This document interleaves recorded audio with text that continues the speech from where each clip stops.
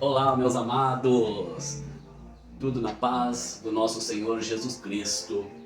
Hoje vim aqui para meditar numa palavra, para os irmãos, para edificar cada dia a nossa vida.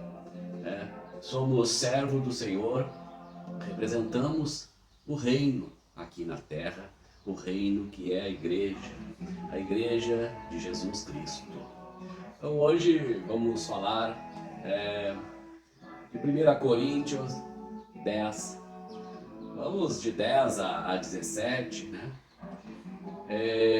Aqui em 1 Coríntios 1 nos diz saudação a todos os irmãos em Cristo Jesus. Paulo, chamado pela vontade de Deus. Nós somos chamados pela vontade de Deus, nosso Pai. Ele nos chama para que podemos levar o Evangelho genuíno para os nossos irmãos amados. Dai graça por toda a nossa vida aqui na terra. Nós vivemos pela graça de Deus. Todos os dias somos renovados pelo nosso Senhor Jesus Cristo. Todos os dias usamos a armadura de nosso Senhor. Aqui Paulo, capítulo 1 e versículo 10, Paulo está exortando a unidade. Meus amados irmãos, por que dividir se podemos somar? Deus não fez várias divisões, várias igrejas, várias denominações. Deus estava pensando na unidade. E aqui Paulo exortando e falando com os irmãos.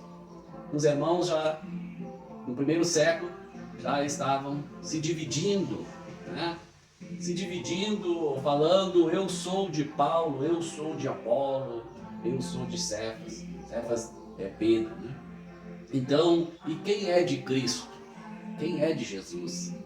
Então aqui Paulo estava exortando e falando para os irmãos: não se esqueçam da unidade. Então Paulo falando: rogo-vos, irmãos, pelo nome do nosso Senhor Jesus Cristo, que falem todos a mesma coisa. O que Paulo estava se referindo aqui? Que não haja divisões. Paulo estava falando que todos falam a mesma coisa, a mesma sã doutrina, a mesma palavra. A palavra, ela é o poder de Deus. Então, meus amados irmãos, aqui Paulo estava rogando aos irmãos, pedindo aos irmãos que todos falassem a mesma coisa, que ali já estava acontecendo uma divisão, né? Pois a vosso respeito, meus irmãos, já fui informado sobre a divisão, né? E já acontecia uma divisão ali. O povo cristão da época já estava se dividindo em doutrinas diferentes, que nem acontece, que tem hoje nesse nosso mundo. As pessoas estão implantando coisas diferentes que não está na Bíblia para poder chamar a atenção de alguns irmãos. Outros irmãos que são genuinamente na palavra, que estudam a palavra de Deus, eles não entram nessa divisão. Eles se mantêm na palavra que é Cristo. A palavra é Jesus e Jesus é a palavra, né? Se referindo no primeiro século já na divisão. Eu sou de Paulo, eu sou de Apolo. Temos que ser de Cristo, meus irmãos. Vivemos para Cristo. Ele morreu na cruz por nós. Então não podemos ser de Paulo. Por acaso Paulo foi crucificado por você? Pedro, João, Antônio? Não, foi Cristo. Temos que viver por Cristo, meus amados irmãos. Foi Ele que morreu na cruz por nós, né? Fomos batizados por Paulo, Pedro, João? Não. Somos batizados em nome do Senhor Jesus Cristo. É Ele que é a nossa salvação. Não há nesse mundo homem que possa nos salvar. Realmente, somente Jesus pode nos salvar.